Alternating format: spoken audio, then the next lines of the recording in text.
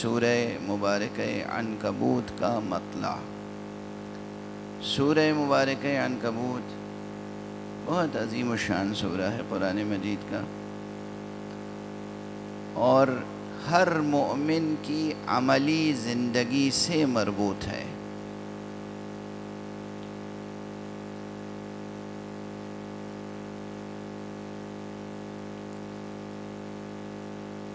یہ جملہ جو میں نے مدینۃ العلم میں کہا تھا اسے میں ایک بیس بنا کے آگے بڑھوں۔ میں نے عرض کیا تھا کہ ہر شخص، کوئی ٹیکسٹ سامنے نہ ہو، کوئی فلسفی سامنے نہ ہو، دینی متون سامنے نہ ہو، براہ راست وجداناً اپنی زندگی پہ غور کرے اور اس کائنات پہ غور کرے تو کچھ چیزیں سمجھ میں آتی ہیں اور کچھ چیزیں سمجھ میں نہیں آتی۔ گویا زندگی کا ایک خاص انداز یہی ہے کہ اس کی کچھ باتیں سمجھ میں آتی ہیں،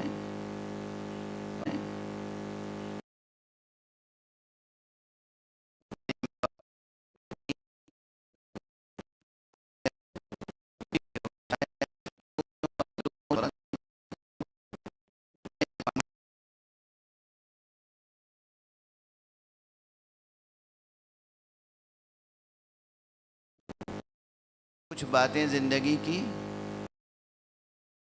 نہیں آتی۔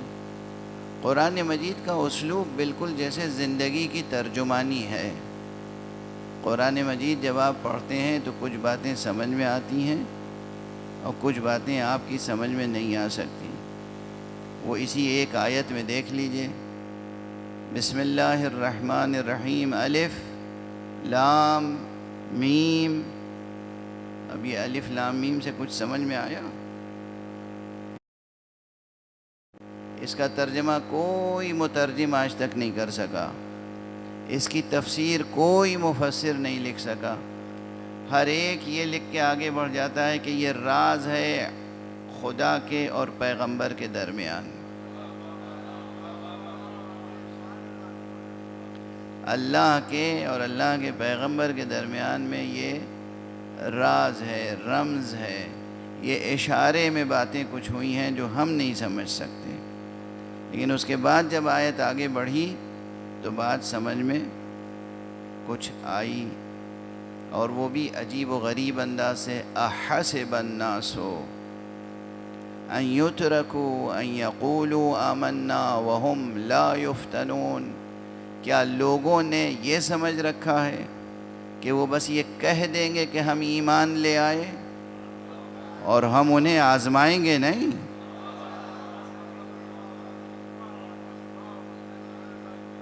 کیا لوگوں نے یہ سمجھ رکھا ہے کہ بس وہ ایمان لے آئے اور ان کی آزمائش نہیں کی جائے گی؟ یہ از اول تا آخر سورہ جو ہے وہ جتنے بھی مسائل ہو سکتے ہیں امتحان انسانی سے متعلق، ان تمام مسائل پر روشنی ڈالتا ہے۔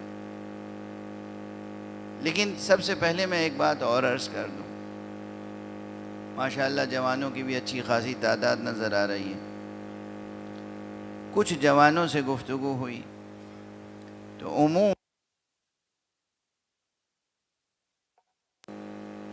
کہ جب دین کے حوالے سے ان کے سامنے امتحان اور آزمائش اور ابتلاء کی بات ہوتی ہے تو وہ آزردہ خاطر ہو جاتے ہیں، ذرا چہرے کا رنگ بدل جاتا ہے۔ آخر کیوں یہ آزمائش، کیوں یہ امتحان، کیوں یہ ابتلاء، کیوں؟ آخر کس لیے وہ بات یہاں تک پہنچتی ہے کہ پھر اللہ نے ہمیں پیدا ہی کیوں کیا؟ اور اللہ تو عالم ہے اور اللہ تو قادر ہے۔ مختلف قسم کی الجھنیں شروع ہو جاتی ہیں، اور جیسے محسوس ہوتا ہے کہ فکری سطح پر بھی اور عملی سطح پر بھی ہمتیں ٹوٹ رہی ہیں، حوصلے پست ہو رہے ہیں۔ اچھا، اگر دین لفظ امتحان اور آزمائش اور ابتلاء کا کلمہ استعمال کرتا ہے تو یہ کیفیت ہو جاتی ہے، آج کل جو لوگ دین سے کوئی تعلق نہیں رکھتے، جو آج کے مفکرین ہیں، وہ بھی ایک بڑا خوبصورت جملہ کہتے ہیں، وہ سن کے تو آپ میں یہ کیفیت نہیں پیدا ہوتی۔ آپ جب اسکول میں جاتے ہیں، بچہ ہو یا ذرا بڑا ہو یا اور بڑی عمر کا ہو، یعنی اسکول لیول پر، کالج لیول پر، یونیورسٹی لیول پر کہیں بھی جائیں تو ہمت اور حوصلہ دلانے کے لیے ایک بات کہی جاتی ہے، جیسے وہ تسلیم شدہ کوئی اصول ہو، لائف از اے چیلنج۔ اس وقت برا نہیں لگتا؟ زندگی تو ایک چیلنج ہے۔ جو سیکولر لینگویج میں کہی گئی بات کہ زندگی ایک چیلنج ہے، مذہب بھی وہی کہہ رہا ہے کہ زندگی ایک آزمائش ہے۔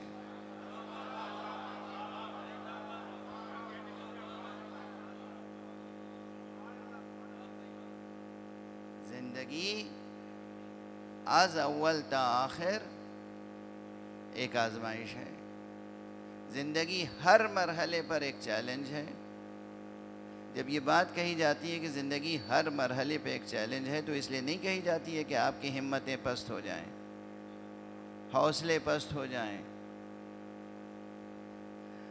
اس لیے کہی جاتی ہے تاکہ آپ اپنے پورے وجود کے ساتھ، آپ اپنی تمام صلاحیتوں کے ساتھ، آپ اپنی تمام استعداد کے ساتھ امتحان زندگی میں کامیاب ہونے کی کوشش کریں۔ ایک استاد جب اپنے اسٹوڈنٹ سے کہتا ہے، اپنے شاگرد سے کہتا ہے کہ زندگی ایک آزمائش ہے، ایک چیلنج ہے، تو اس لیے نہیں کہتا کہ اس کی ہمت پست ہو جائے۔ اصلا یہ فقرہ جو ہے کہ زندگی ایک چیلنج ہے، سنتے ہی آپ کے اندر جو ہمت اور حوصلہ ہے وہ بڑھتا ہے، ہمت بلند ہوتی ہے، پست نہیں ہوتی۔ بار بار قرآن مجید میں جو بات کہی گئی کہ ہم نے انسان کے سامنے آزمائشیں رکھی ہیں، انسان کو ہم نے مال بھی دیا تو ایک آزمائش کے طور پر، انسان کو ہم نے اولاد بھی عطا کی تو ایک آزمائش کے طور پر، اس کی جتنی عطائیں ہیں وہ سب آزمائش کے ساتھ ہیں۔ آزمائش کیا ہے اس میں؟ بہت واضح سی بات ہے کہ مال ملا، دولت ملی، ثروت ملی، آزمائش یہ ہے کہ اب اس مال کی آپ قدردانی کرتے ہیں یا نہیں کرتے۔ اولاد نصیب ہوئی، آزمائش یہ ہے کہ اس اولاد کی صحیح تربیت کرتے ہیں یا نہیں کرتے، اس اولاد کی بھی قدردانی کرتے ہیں یا نہیں کرتے۔ اور اسی طرح یہ پوری کائنات، زمین تا آسمان اللہ کی نعمتیں ہیں، ان میں سے ہر نعمت یہ چاہتی ہے کہ آپ اس کی نعمتوں کی قدردانی کریں، ناقدری نہ کریں۔ ناقدری کریں گے، اسراف کریں گے، ناکامی ہوگی۔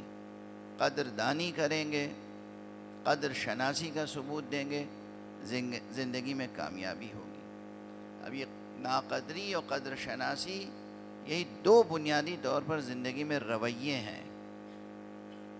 بعض لوگ ہیں جو اللہ کی ہر نعمت کی قدردانی اور قدر شناسی کرتے ہوئے آگے بڑھتے ہیں، اور بعض وہ ہیں جو نادانی سے یا غفلت سے اللہ سبحانہ و تعالیٰ کی ہر نعمت کی ناقدری کرتے ہیں، شکر گزار نہیں ہوتے، ناشکری کرتے ہیں۔